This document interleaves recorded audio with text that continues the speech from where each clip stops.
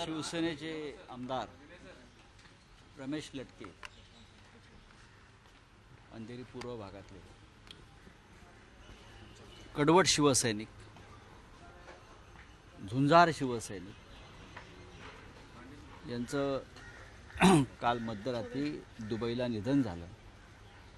ते कुटुंबासह दुबईला गेले होते। त्यांना हृदयविकाराचा झटका आला आणि रात्री उशिरा आम्हाला ही बातमी समजली, मुख्यमंत्र्यांना समजली। अनेक वर्ष ते शाखा प्रमुख पदापासून नगरसेवक, आमदार असे विविध पदांवर त्यांनी अत्यंत कडवट आणि निष्ठावंत शिवसैनिक म्हणून काम केले। शिवसेनेच्या प्रत्येक आंदोलनामध्ये रमेश लटके आघाडीवर राहिले। काल संध्याकाळी त्यांचं आमचं बोलणं झालं, खरं म्हणजे 6च्या दरम्यान सुनील राऊतांशी बोलणं झालं। अनेकांशी आमच्यासह त्यांचं काहीतरी कामानिमित्त बोलणं झालं आणि ते अत्यंत स्वस्थ होते। पण रात्री 12 वाजता समजलं की त्यांचं अचानक निधन झालं। आता ते दुबईत असल्यामुळे त्यांचा परिवार आणि ते त्यांचं पार्थिव उद्या संध्याकाळी किंवा परवा मुंबईत आणि मग त्यानंतर अंत्यसंस्कार। सर, एक और सवाल जानना चाहिए। जैसे आपने सवाल उठाया था नौलानी को लेके, अब जितेंद्र नौलानी आपने प्रेस मामला कॉन्फ्रेंस दर्ज में किया मुद्दा था, अब उचललेला खबरें होता आणि तो की पडून एसीबी ने गेला। एलओसी जारी किया था, अब वो भारत छोड़ के भाग गए, इस तरह की खबरें आ रही सर। खबरें आ रही है, इस बारे में मेरे पास जानकारी नहीं है, लेकिन एंटी करप्शन ब्यूरो ने उनके खिलाफ एक मामला दर्ज किया है और जांच की शुरुआत भी हो गई है। ईओडब्ल्यू ने भी उनके खिलाफ जांच की शुरुआत की है। अब वो कहाँ है क्या नहीं ये मेरा रिकॉर्ड नहीं है, लेकिन ज़रूर जानकारी लूँगा मैं। लेकिन अगर ऐसा हुआ है तो ज़रूर कोई ऐसी शक्ति है जिसने उनको देश के बाहर भागने के लिए मदद की। तपास यंत्रणेचं कुठेतरी कमतरता आहे। तपास यंत्रणेची नौलानी संदर्भात लुकआउट नोटीस जरी जारी करण्यात आलेली आहे, काय वाटतं आपल्याला? तरी देखील तो पडून गेला। नाही, मला एवढंच म्हणायचं आहे की महाराष्ट्रामध्ये मुंबईच्या अँटी करप्शन ब्युरोने त्यांच्याविरुद्ध आणि इतर 62 यांच्याविरुद्ध गुन्हा दाखल केला। काही केंद्रीय तपास यंत्रणांचे अधिकारी आणि नौलाने मिळून खंडणीचं रॅकेट कशाप्रकारे चालवत आहेत याच्याविषयी मी काही माहिती दिली। त्यानंतर सरकारला जाग आली, महाराष्ट्राच्या सुद्धा केंद्राच्या सुद्धा। मी स्वतः प्रधानमंत्र्यांना त्या संदर्भात सविस्तर माहिती दिली। माझ्या माहितीप्रमाणे प्रधानमंत्र्यांनी सुद्धा हे सगळं प्रकरण सीबीआयकडे सोपवलं चौकशीसाठी। त्यानंतर मुंबईमध्ये अँटी करप्शन ब्युरोने प्राथमिक तपास पूर्ण केला, प्रिलिमिनरी इन्क्वायरी पूर्ण केली। त्यांच्याही हाती काही पुरावे लागले आणि त्यानंतरच त्या तपासानंतर त्यांनी जितेंद्र नौलानी व इतर 62 जणांविरुद्ध गुन्हा दाखल केला आणि पुढला तपास सुरू होता। माझ्याकडे ही सुद्धा माहिती होती की त्यांच्याविरुद्ध लुकआउट नोटीस जाहीर करण्यात आली आहे। पण आता जर ही माहिती समोर आली असेल की ते देश सोडून पळून गेले, त्याचा अर्थ असा आहे की कोणीतरी जे त्या संपूर्ण कटाचे सूत्रधार होते, प्रमुख लोक, आर्थिक व्यवहारासंदर्भात, गैरव्यवहारासंदर्भात, त्या शक्तिमान जी माणसं होती त्यांनी जितू नौलानी यांना पळून जाण्यास मदत केली आहे का? माझ्याकडे अजून तुम्ही सांगताय म्हणून मला हे माहिती आहे, तर ते पाहावं लागेल। सर, एक और सुप्रीम कोर्ट की बात करते हैं। सुप्रीम कोर्ट कल एक बहुत बड़ी फैसला दिया है देशद्रोह के मामले में, कि कहा इस प्रकार पे जो मामला है इस पे केंद्र सरकार विचार करे और जो भी मामला है उसको वापस ले। सुप्रीम कोर्ट का हम सब आभार व्यक्त करना चाहिए, धन्यवाद देना चाहिए। एक बहुत बड़ा फैसला सुप्रीम कोर्ट ने लिया है। उससे पहले इस मामले में बहुत डिबेट चल रही थी, चर्चा चल रही थी। प्रधानमंत्री ने भी एक बयान दिया था, शरद पवार साहब ने चांदीवाला कमीशन के सामने बयान दिया था, हम सब लोग बोल रहे थे। लेकिन लगता है कि अब प्रधानमंत्री जी हो या सुप्रीम कोर्ट को लगने लगा है इस कानून का पॉलिटिकली मिसयूज होने लगा था।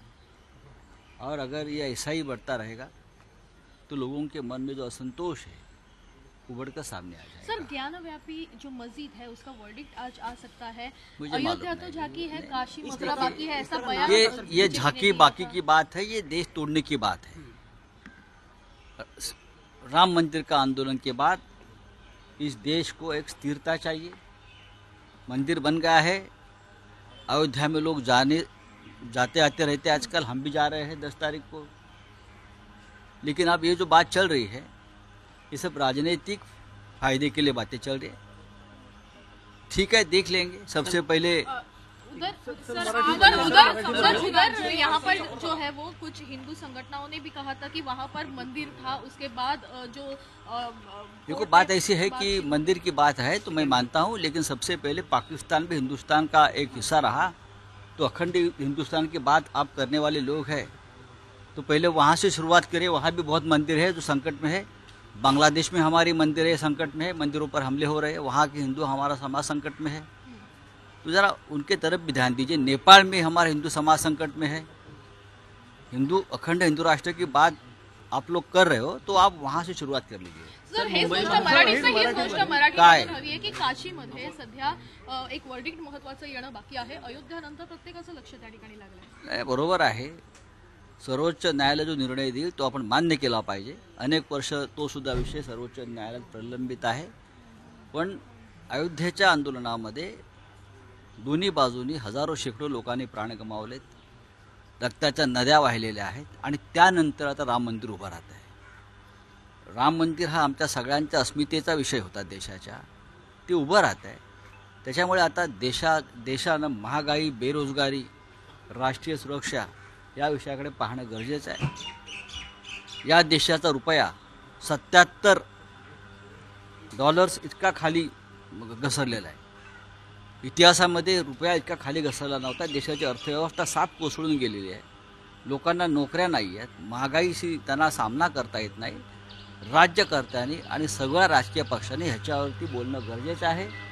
काही काळ हे विषय वादग्रस्त दूर ठेवले पाहिजेत, नाहीतर श्रीलंकेमध्ये जी अवस्था निर्माण झाली आहे, श्रीलंकेची अवस्था निर्माण झाली आहे की तिकडल्या राज्यकर्त्यांना लोकांनी रस्त्यावर धरून बदललेलं आहे। तिकडले राष्ट्रपती, प्रधानमंत्री हे पळून गेलेले आहेत, त्यांच्या घरांना आगी लावलेल्या आहेत। ही परिस्थिती या देशात येऊ नये असं वाटत असेल तर लोकांच्या प्रश्नावर राज्यकर्त्यांनी आणि राजकारण्यांनी बोलावं।